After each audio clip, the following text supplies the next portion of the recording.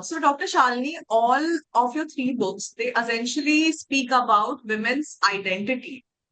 So, would you like to tell us a little bit about it? What prompted you to work so much and write so much around women's identity?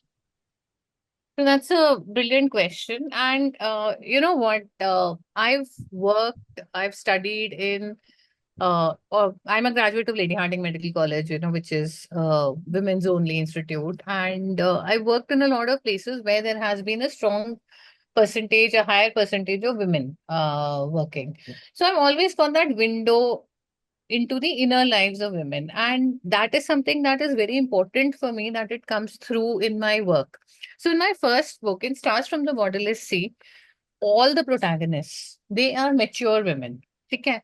They have lived their lives on their terms, made their choices, some of which might be unconventional, might be things that society judges them for, but they have taken those steps because they have found the courage to, go and claim their happiness. They didn't want to be what society is telling them to be. They did not want to be the Abla Nari. They wanted to be the able Nari. And they knew that there will be a price to pay for it. But they have gone and done that. And they are happily owning their choices. Even see today, if I take a decision, any decision about my life, I don't know how it will pan out later. Correct? All I know is that at this moment, that was the route that I could see to happiness. So that was the right choice. Now, if it goes wrong later on, wrong in a conventional way or whatever way, things don't turn out the way I expected them to, I take full responsibility for my decisions. I don't play the victim. That is how they have lived their lives and found their happiness. They're living on their own terms, whether it's their career, whether it's their personal relationships, whether it's their family that they have nurtured. These are all decisions that they have taken. These are not decisions that society told them that you have to live life like this. So for me, that is very important. Now here comes the challenge. When someone picks up a fiction book, when you pick up my book, you are expecting a story because it is a fiction, right?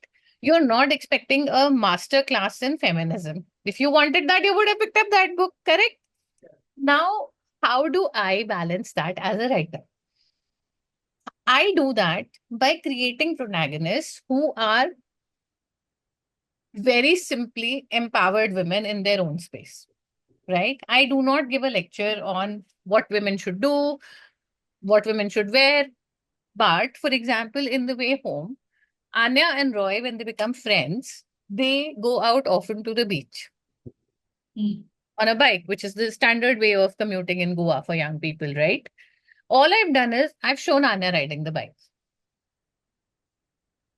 Right, So right. I've not gone into this lecture about women can ride a bike. So, Mm. but my aim is to challenge the stereotypes that all of us are surrounded with. You understand, we grow up in our homes, privileged people like you and me, where we are empowered, encouraged to study, encouraged to work. Some of us even grow up in homes where there is an equal division of labor between the parents. So, but this is in our four walls. Outside, the messaging that is happening is still very stereotyped, right? And we don't even need to go into the news of today to find out. I mean, I don't even want to go there because those kind of things are depressing. Every day you have patriarchy. So, for example, someone visits your place in a car. What is the norm that a child sees? The gentleman will drive and the lady will sit, right? In 95% of the cases of the road, people on the roads, correct? Yeah. So this is just my subtle way of showing life as it is today. If two people are on a bike, it doesn't matter which is the man and which is the woman. Either of one of them can drive and either one of them can ride pillion.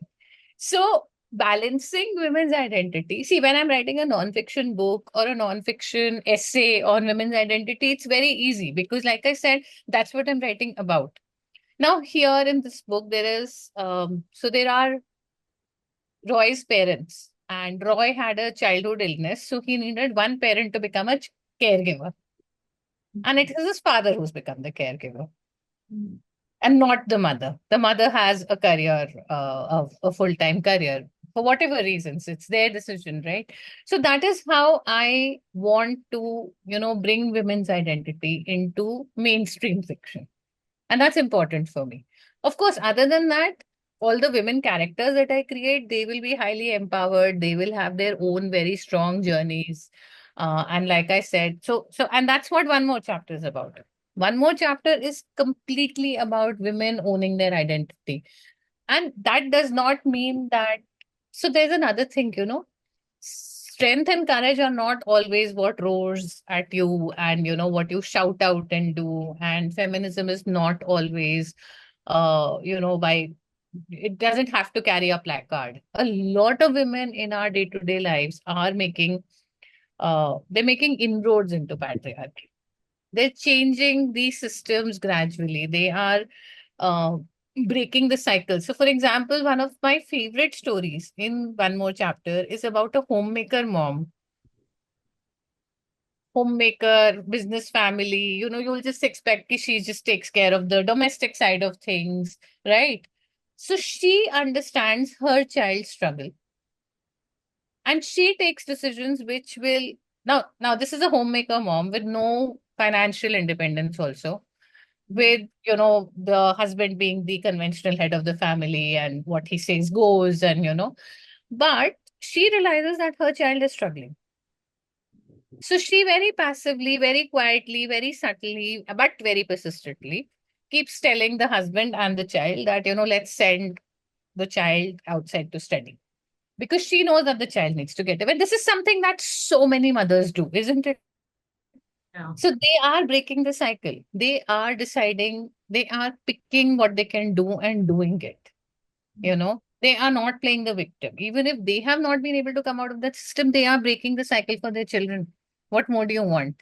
So for me, it's very important that none of my characters, women or men, be wishy-washy, be people who are victims. There is always a choice. There is always something you can do.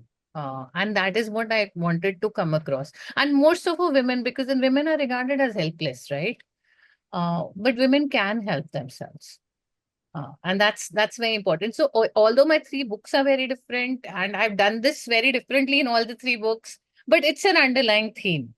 And like I said, The Way Home is it's just purely a novel about three millennials. It's not even a novel about women, right?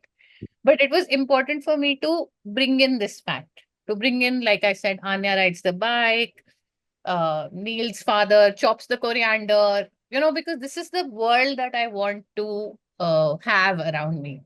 So that way. So Wow, it's a very powerful message. thank So you.